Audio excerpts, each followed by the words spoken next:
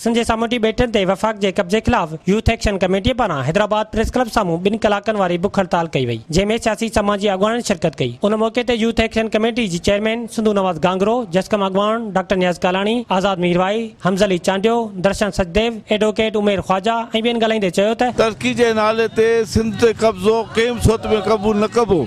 तरक़ी फ़क़ति हिकु ॾेखाव आहे। सिंध में 4 सालनि में 8.5 लख जेको आहे उहे उन्हनि खे कुतनि जेको आहे त खाधो आहे, उन जी वैक्सीन कोन्हे। केतिरा ई ॿार रोज़ानो थर में मरनि था, उन लाइ वैक्सीन कोन्हे, दवा दरमल कोन्हे।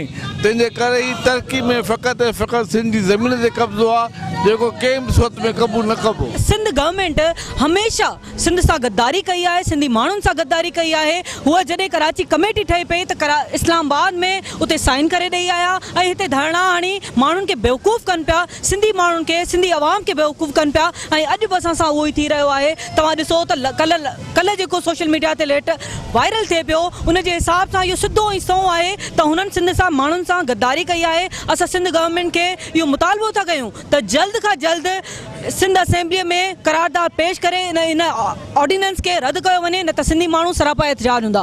आइनी तौर जेके सिंध जा ॿेट आहिनि उहे सिंध जी मिल्कियत आहिनि, चाहे वफ़ाक़ी हुकूमत हुजे या सिंध जी हुकूमत हुजे। उन्हनि खे को इख्तियार कोन्हे त सिंध जा जेके वसाइल आहिनि उन्हनि ते बुरी अख रखनि या उन्हनि खे खपाइनि। जेके सिंध जा ॿेट जेको तव्हां वफ़ाक़ लिखी ॾिना नी उहे असां रद्द कयूं था। सिंध जो बाशऊर तबिको तव्हांखे रद्द करे चुको आहे। हाणे वक़्तु ईंदो जो सिंध जो जेको ग़रीब अवाम आहे, सिंध जो जेको अबोज अवाम आहे, उहो बि तव्हां खां बग़ावत कंदो। तव्हां सिंध दुश्मनी ते मुकमल लही आया आहियो।